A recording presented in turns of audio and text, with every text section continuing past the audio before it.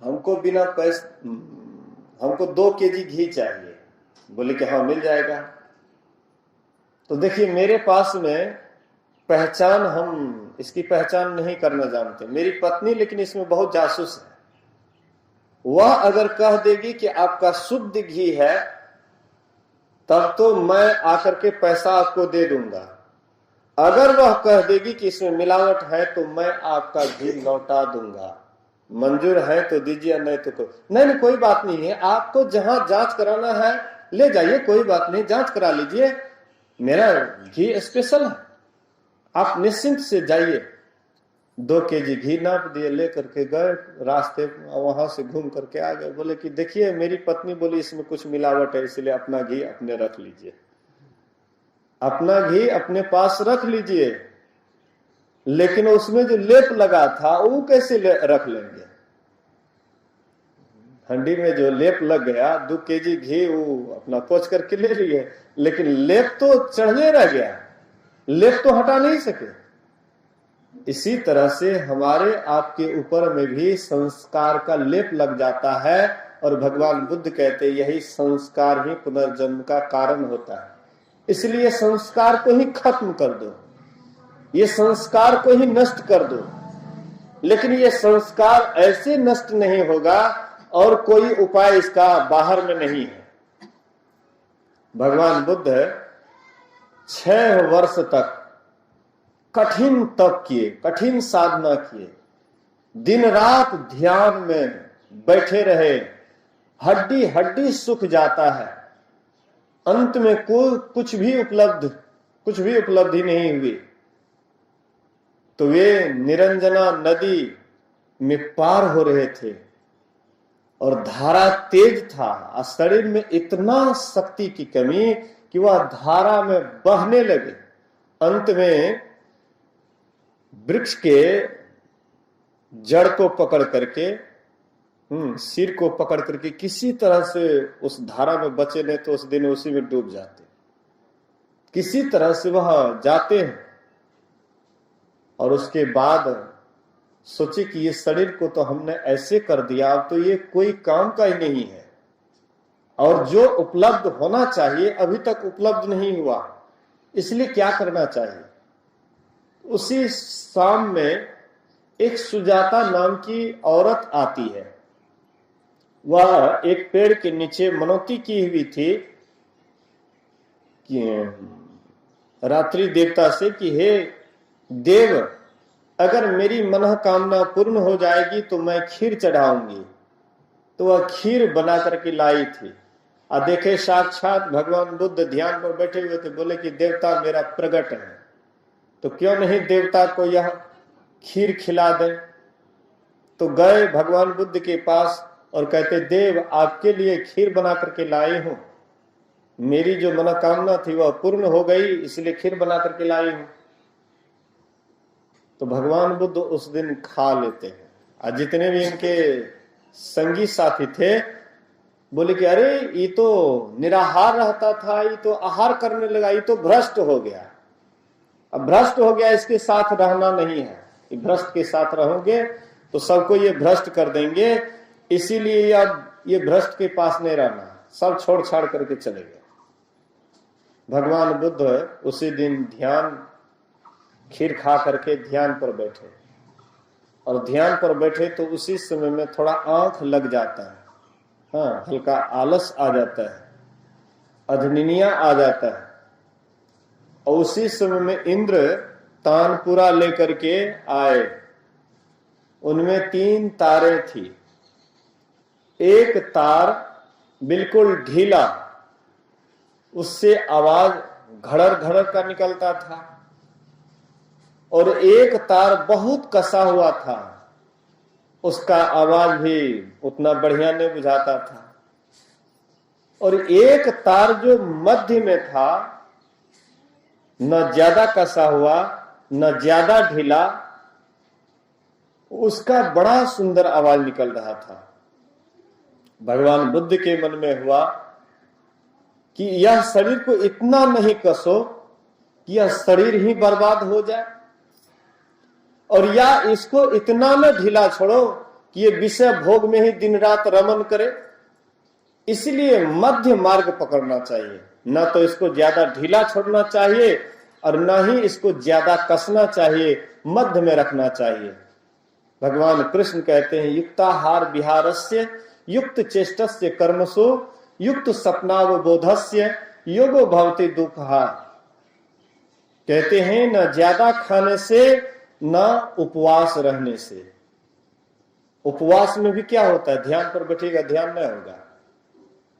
आप एक दो रोज उपवास किए हुए हैं, ध्यान पर बैठिएगा, मन आपका शांत स्थिर नहीं रहेगा। शांत स्थिर कब रहता है, न ज्यादा खाते हैं न कम खाते हैं। युक्ताहार विहारस्य युक्त चेष्टस्य कर्मसु युक्त सपनावबोधस्य योगो भवति दुःखः। जिसका आहार विहार, उठना बैठना, सोना जागना, जिसका सब जितना भी दिनचर्या है सीमित है, तो उसका ये योग दुख घातक बुझाता है, दुखदायी नहीं बुझाता, बल्कि दुख को निवारण करने वाला सुखावा बुझाता है। इसलिए तो भगवान बुद्ध उस दिन निर्णय लेते हैं कि अब ऐसा नहीं करना है। और दूसरा निर्णय, दूसरे उनके अंदर विचार आया कि एक है इंगला नारी और एक है पिंगला नारी, एक कसा हुआ, एक ज्यादा ढीला, एक इंगला एक पिंगला, लेकिन बीच में जो सुषुम्ना है उससे जो आवाज होती है एक बड़ा सुरीला आवाज होती है, अर्थात मध्य वृत्ति वाला बनो, अपने को सुषुम्ना में रखो। तो जैसे अपने आप को सुषुम्ना में रखे, उसी रात उसे ऐसी अनुभूति हुई जैसा कि उन्होंने कभी वैसा अनुभव नहीं किया था। उसी रात वे परम निर्वाण को पा गए, महानिर्वाण को पा गए। उसी रात अपने आप का साक्षात्कार कर लिए। कहने का आशय है, मतलब है, संत महापुरुष कहते हैं हम आपको भी सचेत और सतर्क होकर के दोनों से हट करके सुषुम्ना में लगा करके रखना है। इसलिए गुरु महाराज जी कहते हैं सुखमन के झीना नाल से अमृत की धारा बही रही। सुखमना जो हम लोगों की अंदर से दोनों वृत्ति के मध्य में जो वृत्ति है, वहां पर अगर हम अपने आप को रखते हैं तो सुषुमन के झीना नाल से अमृत की धारा बही रही। वहां पर अमृत की धारा बह रही है। अमृत प्रकाश के रूप में भी बहता है और शब्द के रूप में भी बहता है। इधर अमृत कहां दिखाई पड़ता है? इधर संसार में अमृत केवल कहने मात्र के लिए है, लेकिन असली अमृत संसार में नहीं है। असली अमृत है प्रकाश के रूप में और असली अमृत है शब्द के रूप में। गुरु नानक देव कहते हैं निझर झरे सहज धुनि लागे घर ही परचा पाइए। कहते हैं प्रकाश की बारिश होती है, सहज धुनि लागे, सहज में वह शब्द में सुरत समा जाता है, घर ही परचा पाइए, अपने भीतर में ही परमात्मा का दर्शन होता है। इसलिए अंजन माही निरंजन रहिए, जोग जुगति पाइए, गली जोग न होइए। गपशप करने से जोग नहीं होता, लंबा चौड़ा भाषण देने से जोग नहीं होता। जोग करने के लिए कहते हैं अपने भीतर में दो दृष्टि करी समसर जाने। दोनों दृष्टि को एक करने के लिए जो जानता है असल में वही योगी है। इसलिए हम आप भी योगी हो सकते हैं, योगिनी हो सकते हैं। कपड़ा से योगी कहलाना साधारण बात है, लेकिन अपने आप को दोनों वृत्ति को रोक करके मध्य वृत्ति वाला बनना यही सबसे सर्वश्रेष्ठ है। और जो अपने आप को मध्य में रखने के लिए जान जाते हैं वही असली योगी होता है। उनका जब शरीर छूटता है तो वे किसी देवलोक स्वर्ग नरक में नहीं जाते हैं, वह तो वहां जाते हैं जहां पर गति नहीं है।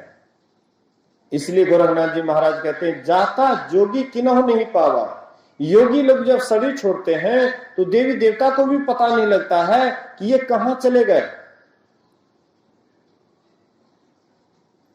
एक बार कबीर साहब और गोरखनाथ जी महाराज में नुका छिपी का खेल संत महात्मा भी करते हैं। जैसे साधारण बच्चे लोग नुका छिपी का खेल खेलते हैं, तो संतों का नुका छिपी का खेल एक अलग होता है।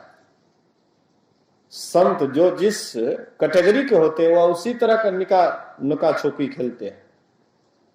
तो कबीर साहब कहते हैं तुम पहले छिपो, हम खोजेंगे। तो गोरखनाथ जी महाराज पानी में घुस गए, हाँ, मेढक बन करके भीतरे भीतर कहीं चले गए, छिप गए। कबीर साहब जाकर के उसको पकड़ लिए, लो तुम छिप गया लेकिन हम पकड़ लिए, अब हम ही छिपते हैं, तुम पकड़ो। तो कबीर साहब छिप गए। अब गोरखनाथ जी महाराज कितना ही ढूंढे लेकिन पकड़ नहीं पाए। अंत में बोले कि हम हार गए, अब तुम प्रकट हो जाओ। हम हार गए, नहीं पकड़ पाए। कबीर साहब प्रकट हो जाते, बोले कि कहाँ छिपा था? बोले कि हम पानी बन गए। बोलिए श्री सदगुरु महाराज, हम पानी हो गए। अब जो पानी हो गए तो उसको कहाँ पकड़ेंगे? कोई रूप में रहेंगे तब न उसको पकड़ेंगे। जब स्वरूपे में लीन हो गए, मीन की हो गए पानी हो, जाली डारी का करी हो भीमर, अब मीन की हो गए पानी हो। अब मीन जो है मछली पानी ही हो जाए तो मछुआरा आएंगे या जाल डालेंगे तो कैसे मछली को पकड़ेंगे? मछली तो पानी होगी। ऐसे ही जो अपने स्वरूप में स्थित हो जाता है तो फिर यमराज के जाल में वह नहीं फंसता है। यमराज जो जाल फैलाते रहते हैं और सब जीवों को फंसाते रहते हैं, स्वर्ग नरक का भोग भोगवाते रहते हैं, 84 लाख योनियों का भोग भोगवाते रहते हैं, ये सब भोग से वही बच सकता है जो मध्यवृत्ति वाला बनेगा, सुषुम्ना में अपने आप को रखने के लिए जानेगा। इसलिए सुषुम्ना में जाने के लिए बाहर का कोई रास्ता नहीं है, अपने भीतर में रास्ता है। और इसके लिए गंभीर रूप से ध्यान करने की आवश्यकता है। जो जितना ही गंभीर रूप से साधना करेंगे, ध्यान करेंगे, अपने भीतर में जाएंगे, अपने आप को पाएंगे और अपने भीतर में जो रहने वाले परमात्मा है उसको पा करके सदा के लिए कृतकृत हो जाएंगे। इन्हीं बात को सुनना है, समझना है और अपने जीवन में उतारना है। अभी का सत्संग आरती के बाद इसीलिए जल्दी समाप्त किया जा रहा है कि फिर ध्यान का कार्यक्रम 10 से 11 होगा। मेरा ख्याल रहता है कि सत्संग तो बहुत होता है, सत्संग की कोई कमी नहीं, हर ही सुरही सब करा लेता है। न कुछ हो तो नचनिए बाबा जी को मंगा लिया, खूब गा बजा लिया, जो जैसा होता है। जो साधक होते हैं साधक को खोजते हैं, जो गाने बजाने वाला है वो गाने बजाने वाले को खोजते हैं। तो गा बजा लिए, खूब झूम लिए, नाच गान कर लिए, बस हो गया सत्संग। और तो लक्ष्य का उसको पता नहीं है कि लक्ष्य क्या है, प्राप्तव्य वस्तु क्या है और पाने के लिए यत्न क्या है। इन सारी बात को सब आदमी नहीं समझते हैं। जिसके अंदर में गुरु की कृपा हो जाती है, बिन गुरु ज्ञान नाम न पई हो, वृथा जन्म गमी हो।